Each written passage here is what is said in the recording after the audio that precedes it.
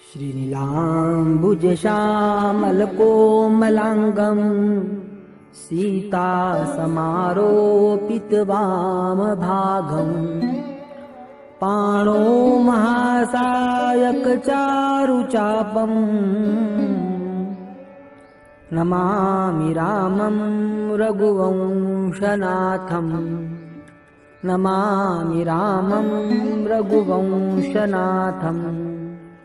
बोलिए सियावर रामचंद्र भगवान की जय। विगत कुछ दिनों पूर्व हम मानस गंगा सत्संग में श्री हनुमान चरित्र पर सत्संग कर रहे थे। प्रसंग था हनुमान जी द्वारा सीता जी की खोज का प्रसंग। हनुमान जी सब वानर गणों के साथ में श्री जानकी जी का पता लगाने के लिए चल रहे हैं।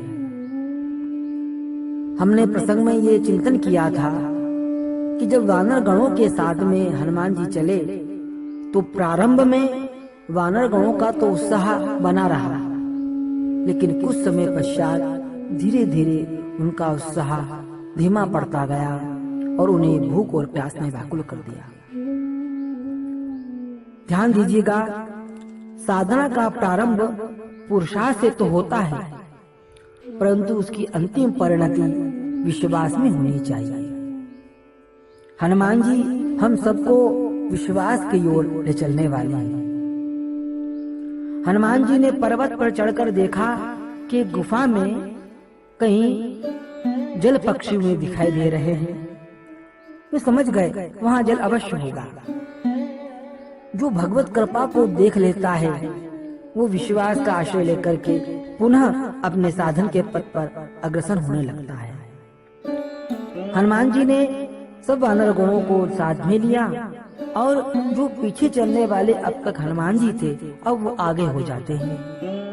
आगे के हनुमंत ही लीना पैठे विबर विलंब न कीना। जब गुफा में प्रवेश किया तो देखा भीतर अद्भुत उपवन है। उस गुफा के अंदर सरोवर है, एक मंदिर है। वहाँ एक तेज पुंज नारी भी उन्हें दिखाई दी जो तपस्या कर रही थी। उनका नाम था स्वयं प्रभा। कितना बढ़िया नाम है स्वयं प्रभा। यह जो बाहर की प्रभा है वह स्वयं प्रभा नहीं है। जब तक दिए में घी या तेल रहता है तब तक वो जलता है। जब तक विद्युत सप्लाई होती है तो बल्ब जलता है। घी तेल खत्म, विद्युत सप्लाई बंद तो फिर सब अंधकार। लोग बाहरी चमक का आश्रय लेते हैं। और ये बाहरी चमक क्या है? कोई धन की चमक में अपने आप को चमकाने लगता है, कोई पद की चमक से अपने आप को चमकाने लगता है, कोई बुद्धि की।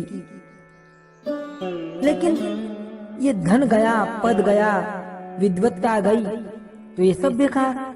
ये बाहरी चमक है, चली जाती है, तब उसकी प्रभा भी चली जाती है। सच्ची व वास्तविक प्रभा भगवान की भक्ति है जो कभी बुझती नहीं, जिसे किसी भारी तेल घी की अपेक्षा नहीं रहती। और मणि की ये विशेषता होती है कि वो स्वयं प्रकाशित होती है। और भक्ति भगवान की वही है जो हमें भीतर से प्रकाशित करती है।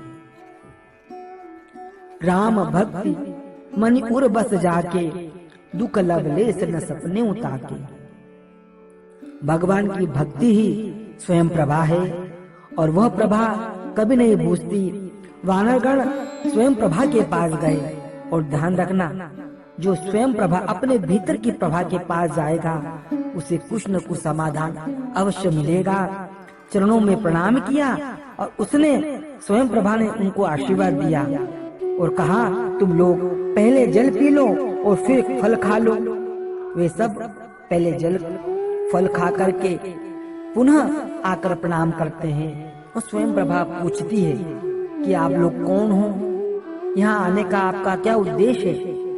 वानरगण सारा वृत्तांत बताते हैं कि हम जानकी माता की खोज में निकले हैं। प्रभु श्री राम ने हमें भेजा है इस पर स्वयं प्रभा ने प्रश्न किया कि यह बताओ कि तुमने सीता जी को किस प्रकार ढूंढ रहे हो? तुमने सीता जी को खोजने का मार्ग आंखें खोलकर देखा कि या बंद करके? वानर गणों ने कहा कि हम समझे नहीं। जब किसी को ढूंढा जाता है, पता लगा जाता है तो आंख खोलकर ही, आंख बंद करके किसी का पता नहीं लगाया जाता। और यही गुड़ बात स्वयं प्रभा कहती है कि नहीं, अभी तक तो तुम आंख खोल करके सीता जी का पता लगा रहे थे, लेकिन अब तुम्हें आंख बंद करके पता लगाना चाहिए। और स्वयं प्रभा उन्हें किस ओर इशारा बतलाती है, कल हम मानस सत्संग में समझेंगे कि सीता जी की खोज के लिए हमें क्या उपाय किया जाए, कौन सी साधना की जाए, जिससे हमें श्री जानकी जी का पता लग जाए। कल हम सत्संग में पता लगाएंगे। आज इतना ही। भाव से बोलो सियावर रामचंद्र भगवान की जय।